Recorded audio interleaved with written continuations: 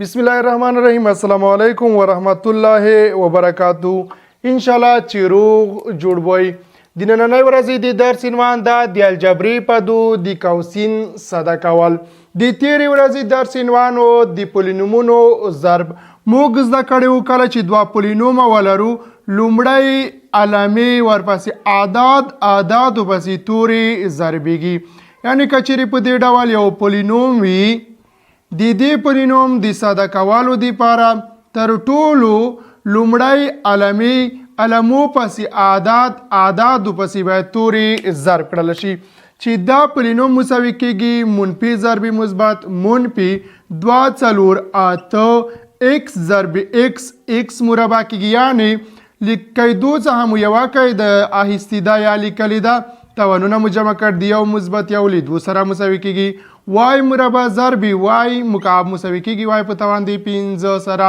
دا په دې معنا چې وای مربع ضرب وای مکعب لیکیدو څخه مو یوه کوي د لیکلې ده توانونه مو جمع کړي دي 2 مثبت 3 چې مساوي کېږي وای په توان دی 5 سره په دې ډول کولای شو مونوم ضرب مونوم ضرب بینوم مونوم ضرب پولینوم ضرب پولینوم ضرب کو د یو پولینوم لومړی حد یا د یو پولینوم هر حد د دویم پولینوم په ټولو حدونو کې ضربېږي راځو د نننۍ ورځې درس ته موږ ویل چې د نن ورځې درس عنوان ده د الجبري پدو د قوسین درلودونکو پدو صدا کول عموما په ریاضاتو کې موږ درې ډوله قوسونه لرو چې عبارت له لوی کوچنی او متوسط څخه دي لوی کوچنی لوی متوسط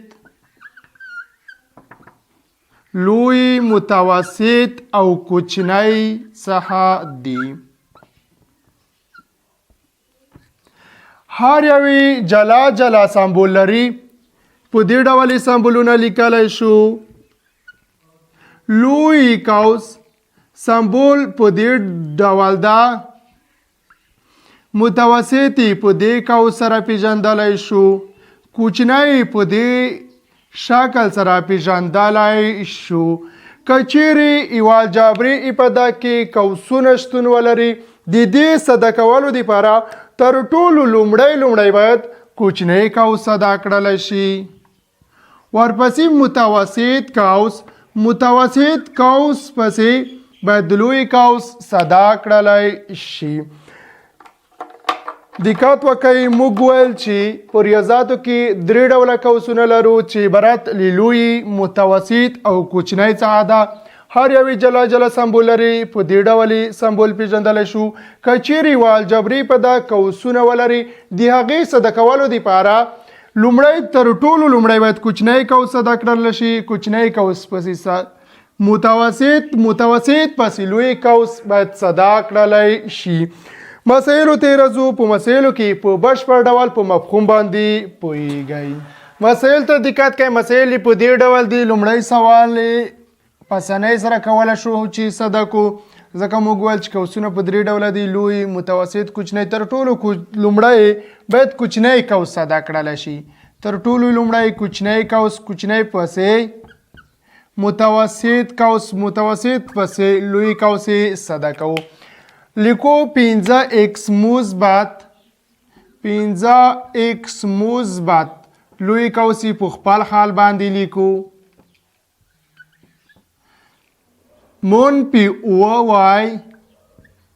منفي وای متوسط قوس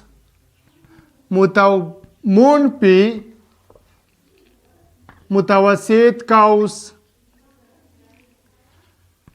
5x منفي وای منفي متوسط قوس مثبت شپږو ضرب قوس ته باید اعداد ضرب کړل شي نو په دې سره به کوچنی قوس صدا کړل شي 6 ضرب 2 12 x سره مساوي کېږي 6 ضرب 2 مساوي کېږي له 12 x سره بیا هم مثبت ضرب منفي کېږي 6 ضرب y له منفي 6 y سره مساوي کېږي منفي ضربي مثبت منفي کیږي. دویم کوچنی قوس هم باید صدا کړلی شي.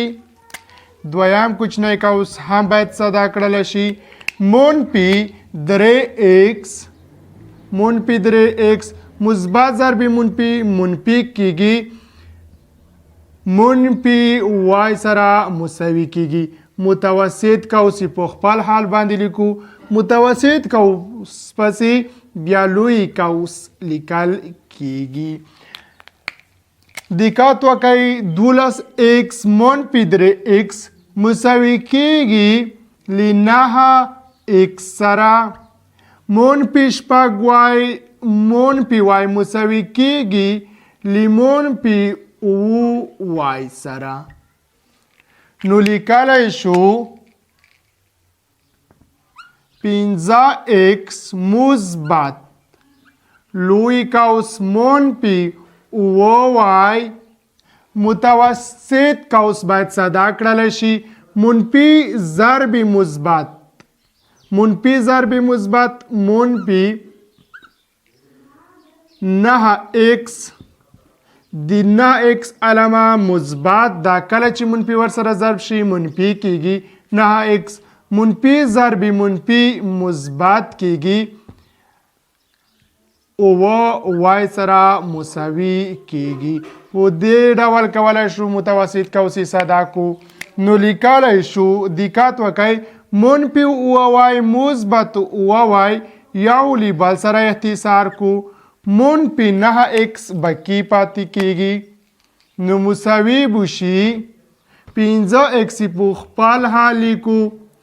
منفي مثبت ضرب منفي منفي کیږي 9x. منفي 9x مثبت 15x مساوي کیږي ل منفي 4x سره. ځکه علامې مختلفې دي. هاي عدد علامه لیکو چې لوی 9x لوی دی ل 15x څخه. کچيري تفریق مساوي کیږي ل 4x سره. نو منفي 4x د لومړی سوال جواب ده. دویم سوال ته دقت وکړئ. په همدغه ډول دویم سوال هم صدا کوو. تر ټولو لومړی کوچنی ورپسې متوسط متوسط پسې لوی قوس صدا کیږي. لیکلی شو x مکعب په خپل حال منفي لوی قوس منفي 2x مربع منفي x منفي 2x مربع منفي x متوسط قوس x مربع منفي ضرب مثبت منفي کیږي یعنی منفي 2x کیږي. منفي ضرب منفي مثبت کیږي. منفي ضرب منفي مثبت سره مساوي کیږي. منفي ضرب مثبت ل منفي سره مساوي کیږي. x مربع منفي x مربع منفي 2x منفي یو. دلته یو شتون لري. په دې ډول مثبت یو. کوچنی قوس صدا کړلی شولو. لوی متوسط قوس باید صدا کړل شي. مثبت 2x مکعب 2x مکعب لوی قوس. د لوی قوس د متوسط قوس د صدا کولو لپاره دقت وکړئ.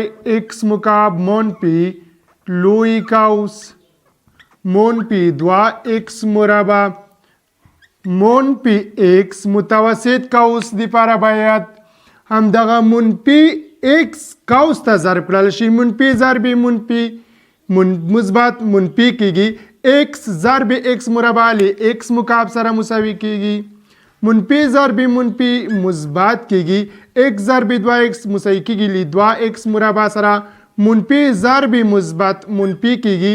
x ضرب یو مساوي کیږي ل x سره. نو په دې ډول کولای شو متوسط قوس ادا کو. 2x مکعب په خپل حال باندې لوی قوس هم 2x مکعب منفي x مکعب 2x مکعب منفي x مکعب مساوي کیږي یوازې د یو x مکعب سره 2x مکعب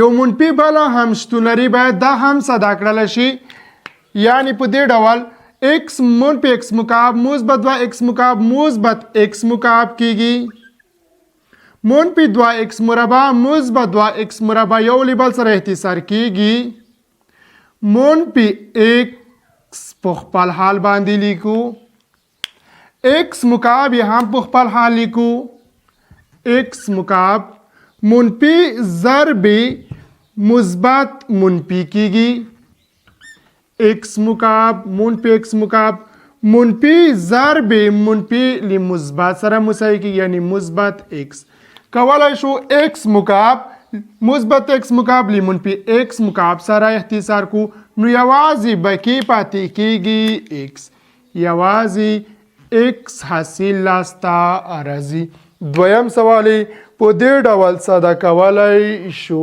لومړی سوال جواب شو منفي 4x د دویم سوال جواب ده یوازې مثبت x یوازې مثبت x دریم سوال ته دقت وکړئ نشانی په همدا ډول حلیږي منفي x پر 2 په خپل حالو منفي x پر 2 په خپل حال باندې منفي لوی قوس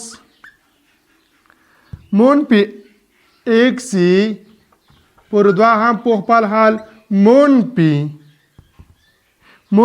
x پر 2 منفي متوسط قوس x پر 2 کله چې منفي قوس ته صدا کو نو په دې ډول به لومړی قوس صدا کړلی شي ورپسې بیا به متوسط او په ترتیب سره لوی قوس به صدا کو منفي که چیرې مثبت سره ضرب کو منفي له منفي سره که چیرې ضرب کو له مثبت سره مساوي کیږي یعنی مثبت x پر 2 x پر 2 په خپل حال ولیکل کله چې منفي قوس ته صدا ضرب کړله مثبت شو x پر 2 منفي x متوسط قوس منفي x لوی قوس د متوسط قوس د صدا کولو لپاره باید یو مشترک مخرج ونیسو د مشترک مخرج په نیوالو سره متوسط قوس صدا کولای شو چې مشترک مخرج عبارت لیدو څخه ده یعنی په دې ډول لیکلای شو منفي x پر 2 په خپل حال باندې منفي x پر 2 په خپل حال باندې منفي لوی قوس منفي x پر 2 منفي x پر 2 منفي مشترک مخرج کوانیسو دقت وکړئ همدا مخرج د هر کسر په مخرج ویشو له صورت سره حاصل ضربو 2 تقسیم 2 کېږي یو ضرب 2 تقسیم 2 یو کېږي یو ضرب x سره مساوي کېږي 2 تقسیم 2 یو کېږي یو ضرب x سره مساوي کېږي منځنی لمای مثبت د مثبت لیکو منځنی لمای منفي د منفي لیکو 2 تقسیم یو د x مخرج یو ده 2 کېږي 2 ضرب x مساوي کېږي له 2x سره نو 2x منفي 2x تقسیم پر 2 2x منفي 2x له 0 سره مساوي کېږي 0 تقسیم پر 2 مساوي کېږي له 0 سره یعنی متوسط قوس مساوي له 0 سره ده متوسط قوس مساوي له 0 سره ده کچيري منفي ضرب کو هم بیا هم مساوي کیږي له 0 سره منفي کچيري له منفي سره ضرب کو مثبت کیږي منفي کچيري له منفي سره ضرب کو مثبت کیږي مثبت x لوی قوس په خپل حال باندې دقت وکړئ متوسط قوس ته یو مشترک مخرج ونیو په هر کسر مخرج موشلو له صورت سره ضرب کو حاصل 0 لاس راغلو کله چې منفي 0 ته ضرب کړل شي بیا هم له منفي سره مساوي کیږي منفي کچيري له منفي سره ضرب کړل شي مثبت سره مساوي کیږي یعنی مثبت x حاصلي لاسته راځي. په دې ډول کولی شو متوسط قوس ساده کړو.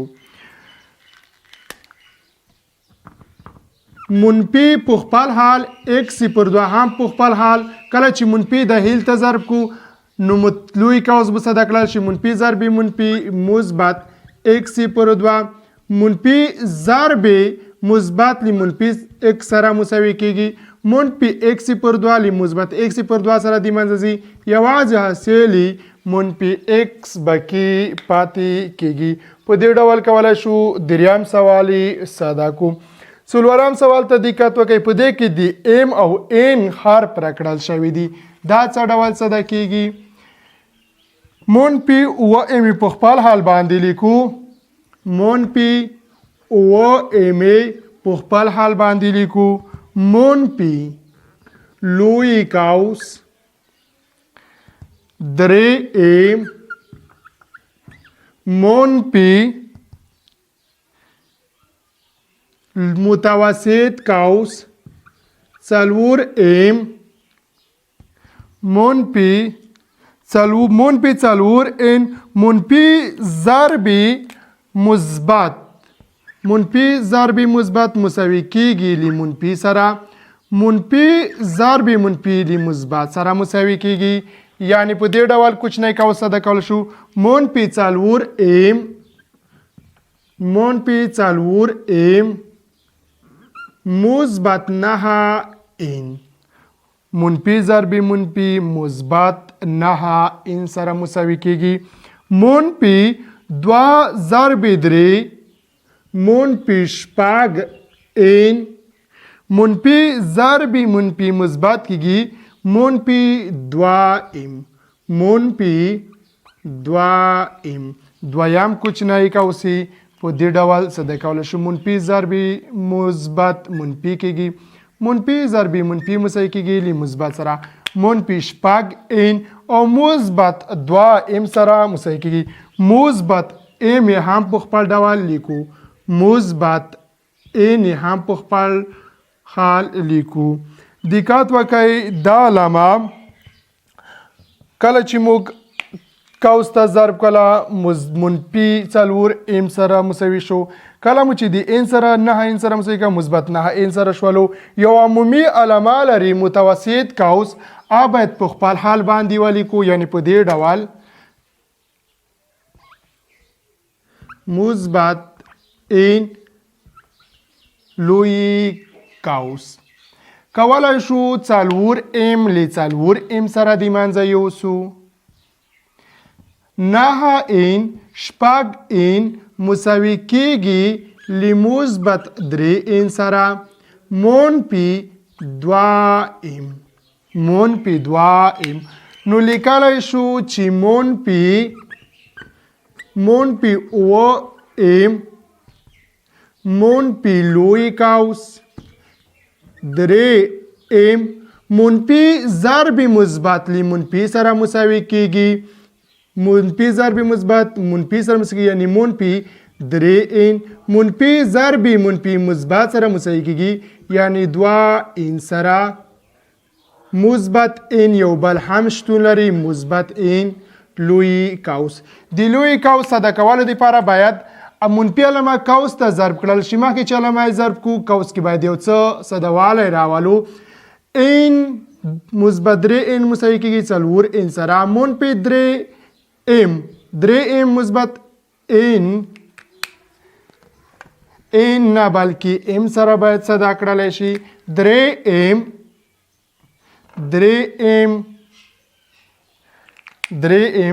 منفي 2m دا مثبت شو n نه بلکې m څخه عبارت ده 3m مثبت 2m مثبت 5m سره مساوي کیږي منفي 3n مثبت n مساوي کیږي منفي 2n سره. نو اوس کولی شو علامه قوس ته ضرب کو منفي 5m منفي ضرب مثبت منفي کیږي 5m سره منفي ضرب منفي مثبت کیږي 2n سره کچيري صدا کو منفي جمع منفي کېږي اوه ام مثبت 5 ام مساوي کېږي ل 14 ام سره مثبت 2